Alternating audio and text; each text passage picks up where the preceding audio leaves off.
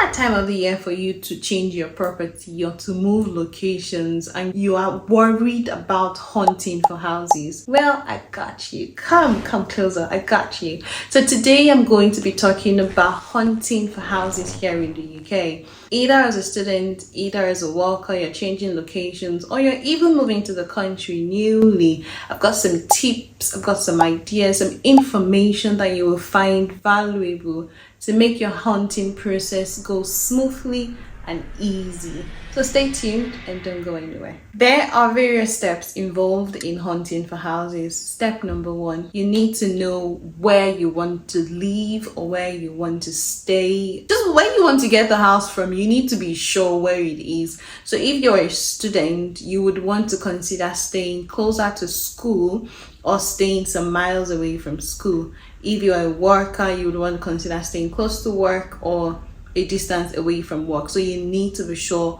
where it is that you want to stay. The next step is to go on these sites where you will start looking for houses from. So there are various options to consider.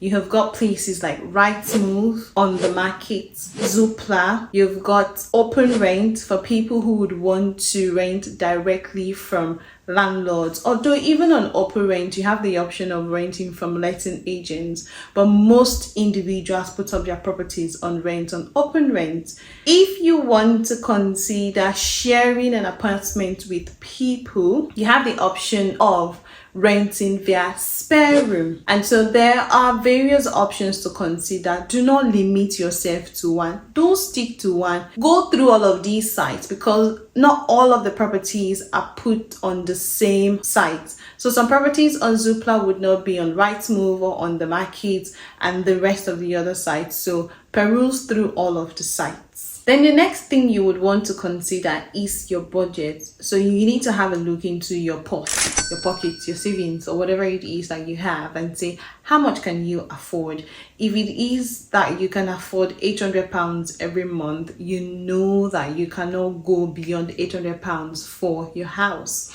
There is something called a rent calculator. So all you need to do is go on Google and type rent calculator.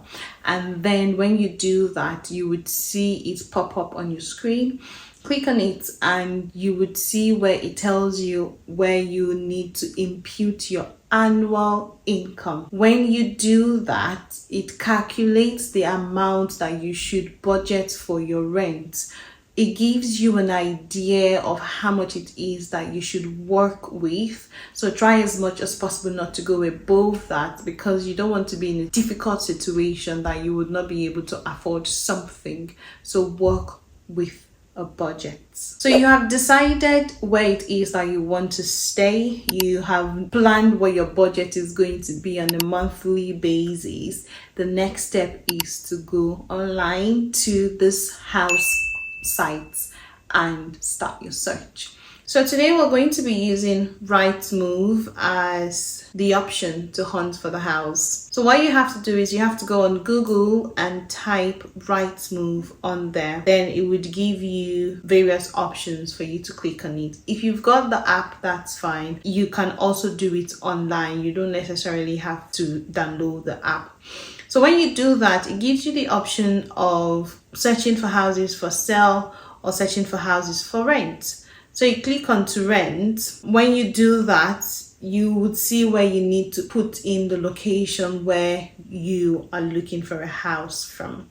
So we're going to use London because why not? I'm in London at the moment. So let's go for London and click on that and click to rent. You have different options to filter through. So you can decide to say, okay, you want to search for houses in just that area alone or within half a mile, 1 mile, 3 miles and the likes.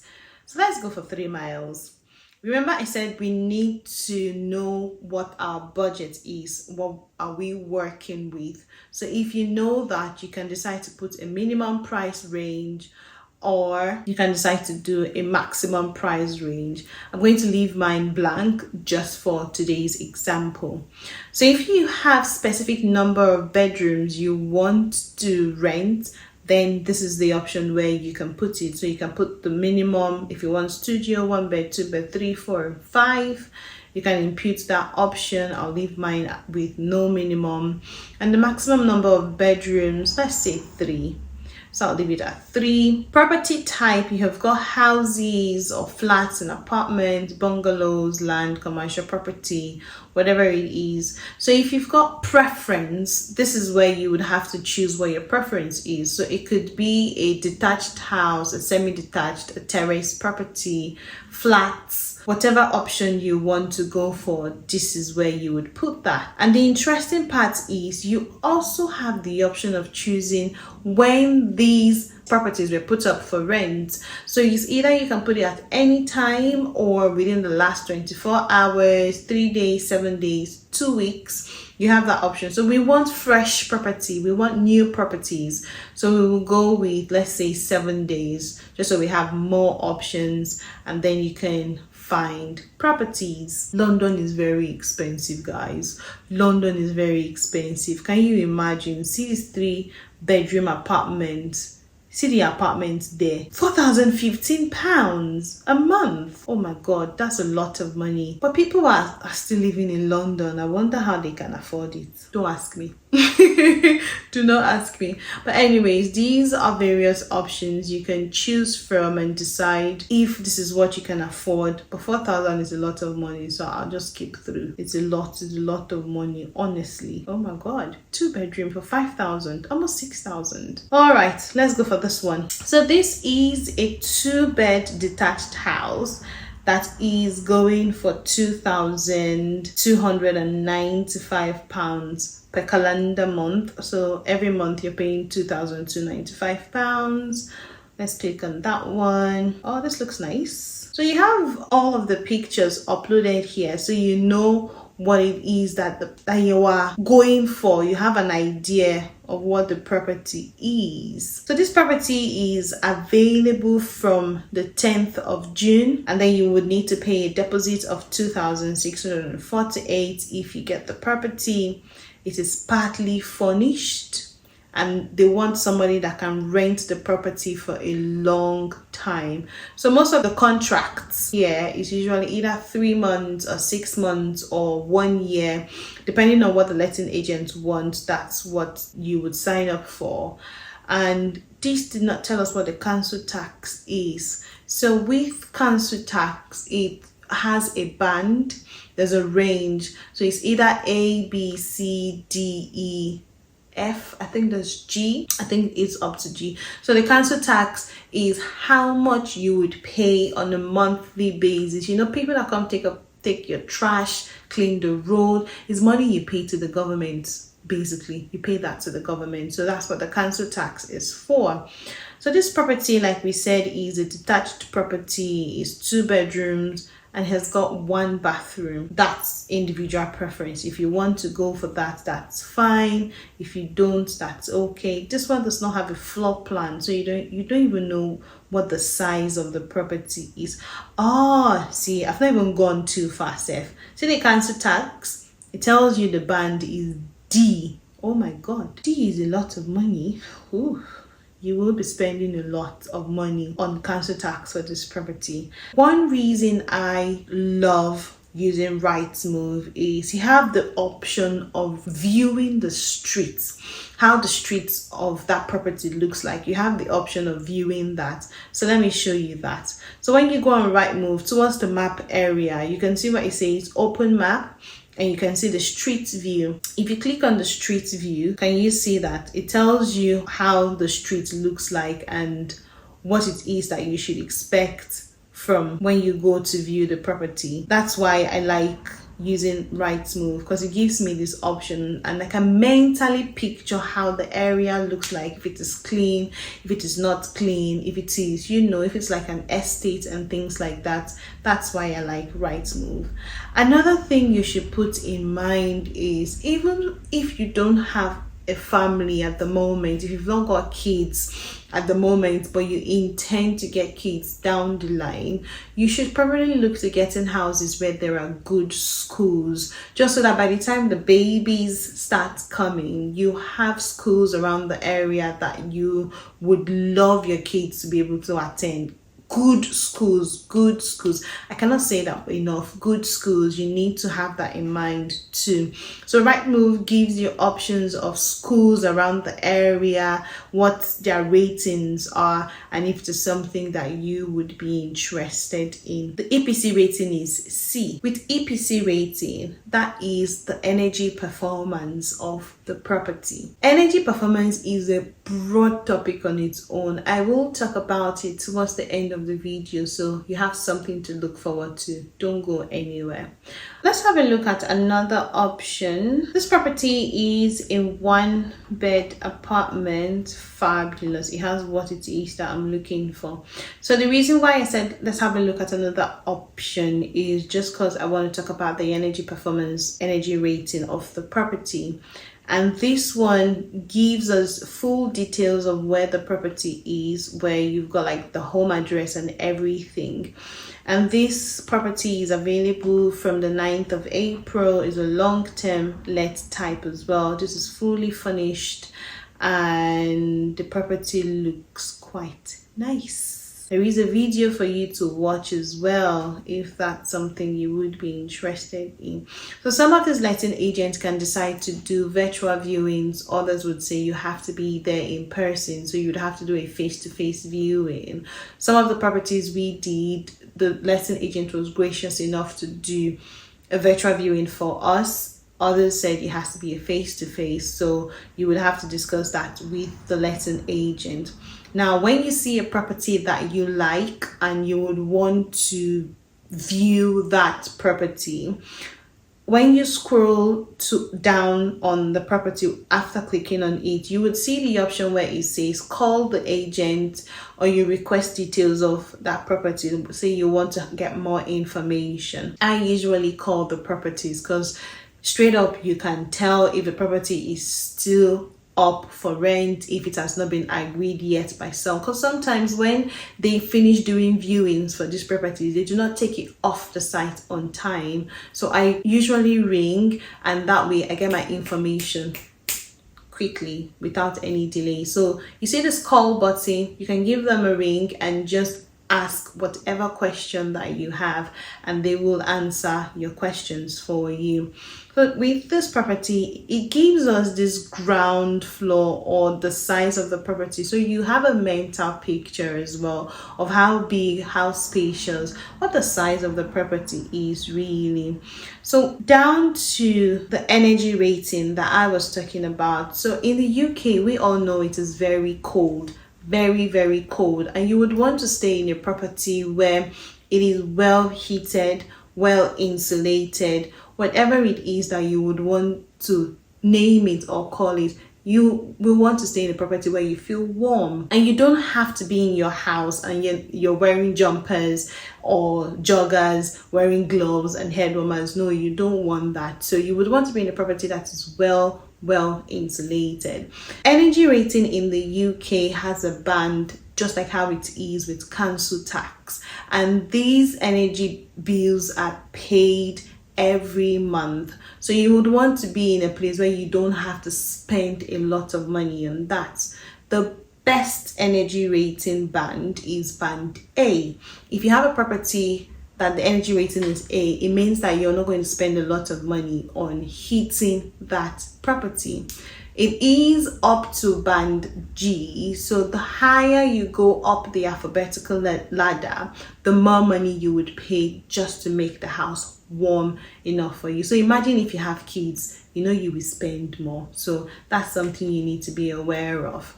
This property has its postcode. So what it is, this tip I'm going to give you is something you will find very valuable. So keep on watching.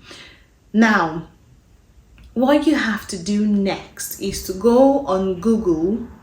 So if you go on Google, you type energy rating in the UK, and then you would see it on the gov.uk website. It's a very, very recommended site to get informed direct informations from. So when you click on that one, you scroll down to start now, It's a domestic property, it's a residential property. So you click on that and you continue, and it tells you to put the postcode. So you go back, and the postcode on here is W1H4NL. That's W1H4NL. And you find. So by the time you put in the postcode on the energy rating site on the gov.uk website, let's go for this first one. If you see, it tells you when it is valid until. It is valid until the 3rd of July 2028, meaning it is still in date. It has not expired yet. So let's go with this one whose energy rating is D. Oof, I will not go for this property with energy rating of D. I won't go for it. So it tells you when it is valid up to, like I said, the type of property it is, what consensus is. See, it has a potential of becoming a B. That's if they decide to improve on the recommendations given. But then the breakdown, yes, this is what it is that I'm going to tell you about today. The wall, the rating is very poor, meaning the insulation is not good. By the time you heat up your property, I don't know if I should say the heat disappears quickly. So the heating do not stay in the house. So you have to keep heating and heating and heating the house. And this is the kind of property where you can easily see molds on the wall. So because it rains a lot in the UK, most people, when they wash, when they do their laundry, they dry their clothes in the house. And when they do that, there is like moist that is being retained in the property and it doesn't go out. So if you don't have good heating in the house and there is no sun, you do not open your windows to aerate it, to allow this moist to go out, you would see that the place becomes really wet. And when you don't have good heating, it becomes not good for people to stay in, if I should use that word. And then a lot of people have molds on the walls and things like that. And if you don't have this good rating in your insulation on the wall, then you are putting yourself in a very disadvantageous position. So this is something you need to be on the lookout for. The roof as well, it is a flat, it does not have any insulation. Rating is very poor. Everything in this property, most of it is just very poor. The window is fully double glazed, is average. So something else you also need to be on the lookout is when you are renting a property, you need a property with the windows to be double glazed, which means it can retain more heat for you and it will not cost you to spend a lot of money. The main heating for this property is gas. It says good. Main heating control is good as well. Hot water from the main system is good. Okay, that's not bad. And that's for when you turn on your tap, how long before it gives you hot water. This one says is good. So that's good. Low energy lighting of fixed outlets, 15% of it is poor. Oh, so that means the bulbs and things like that, it consumes a lot of energy, so it is very poor. So these are things that you need to be on the lookout for. When you are renting a property, you need to have a look into this properly, so you don't find yourself getting a property that, you know, when you go to view a property, it looks clean, you have not been in a property before, so you cannot even tell if all of these disadvantages are there. But if you do your due diligence, it can be reduced. I'm not saying it is going to be perfect, but it can be reduced. You can prevent going into a property with molds, with poor energy rating, with properties where the council tax is really high, and things that you will just put yourself in a position where you are not comfortable at all. So ensure that you have a look into this properly. So by the time you have done all of these things, something else that you need to be aware of is how close is the area to social amenities. Is that something that you need to be close to where you are? You need to have a look as well to availability of transportation. You are going to be moving around. How would you get to where it is that you are going to? So you need to ensure that it is easily accessible. I mean, I've seen people who the buses operate every 30 minutes or every 1 hour, 2 hours. I've watched a video of one YouTuber on social media who said she was heading to somewhere and the bus usually comes every 2 hours. And I'm like, 2 hours is a very long time to wait for a bus. So you need to ensure that you are staying somewhere where you can access a means of transportation easily. That's something you need to be very aware of. There are other things that you need to consider, like, is the area prone to flooding? Is it somewhere that you would want to have like parks or gardens and just things that you can go and just have fun, just chill out, don't stress yourself too much? But then it is one step at a time. You don't need to have should I say all of your box ticked? Majority of it, yes. Are there things that you can compromise on? That's your decision to make. But everything I have said in today's video are just tips and things that you need to be aware of when you are hunting for a house in the UK. I will encourage you to watch my other videos to keep you informed. And till the next time I see you, keep being amazing and have a wonderful day.